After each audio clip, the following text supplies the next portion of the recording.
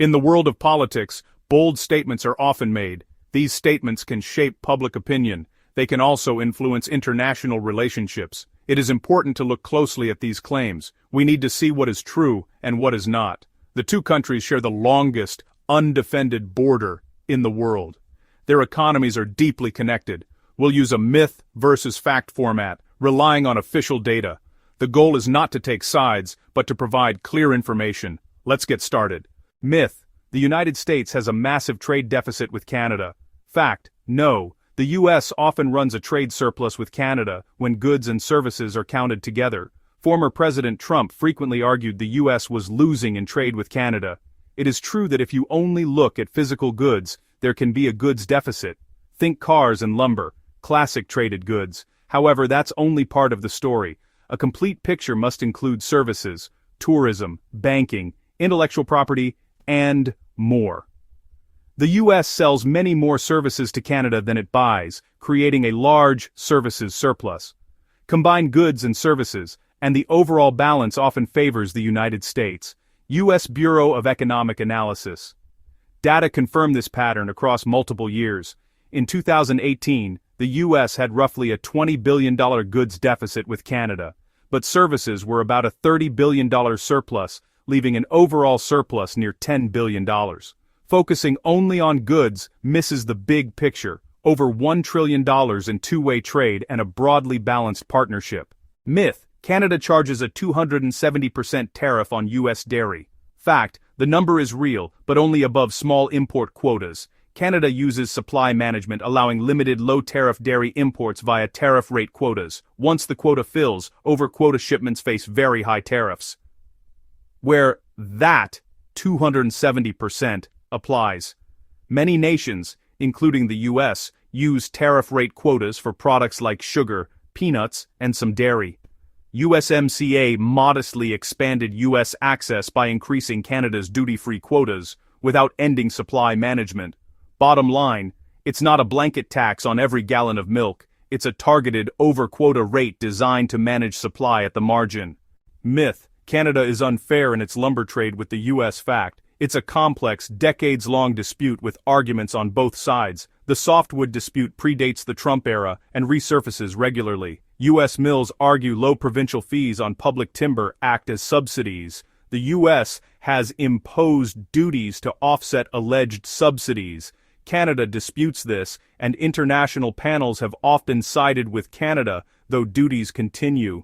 It's not a simple right or wrong case. It highlights how hard trade can be even between close partners. Myth: Canadian steel and aluminum threaten U.S. national security. Fact: no.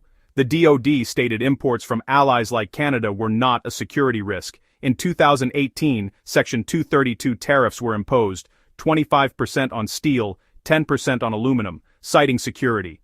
Critics noted deeply integrated defense supply chains using Canadian metals. A DoD memo recommended targeted measures and exemptions for key allies. Tariffs on Canada were lifted in 2019 during USMCA talks.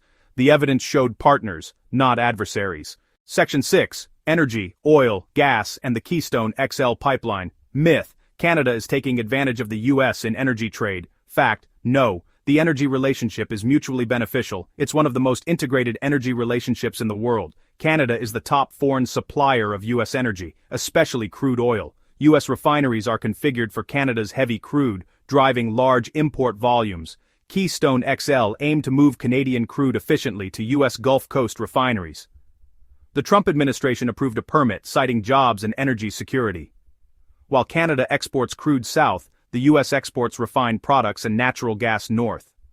The grids are linked, providing mutual stability.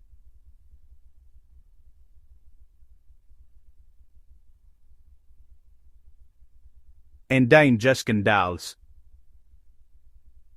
Symbiotic energy partnership. Section 7. The auto industry, a cross-border partnership. Myth: Canada stole U.S. auto jobs. Fact: no. The industry is highly integrated. Parts and vehicles cross the border multiple times. Since the 1965 Auto Pact and later NAFTA, North America has operated as one market.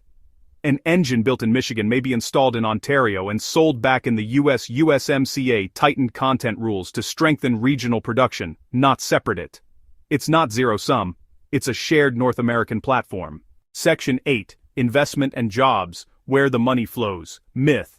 Canada doesn't invest in or create jobs in the U.S. Fact. Canada is one of the largest foreign investors in the United States. Canadian-owned firms support millions of U.S. jobs, directly and indirectly. Commerce data show Canada consistently near the top alongside the UK and Japan. Canadian companies operate in all 50 states, spanning manufacturing, finance, and real estate. New investments hire American builders and source from local businesses. For many states, Canada is the top export market, a two-way street of money and jobs.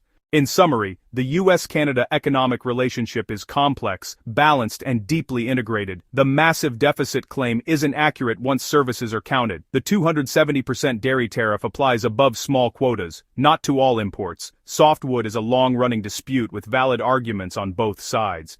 DoD did not deem Canadian metals a national security threat. Canada is a vital, reliable energy partner. Flows run both ways. The auto sector functions as one regional system under USMCA. Public verifiable data show interdependence and mutual benefit, facts worth checking for yourself.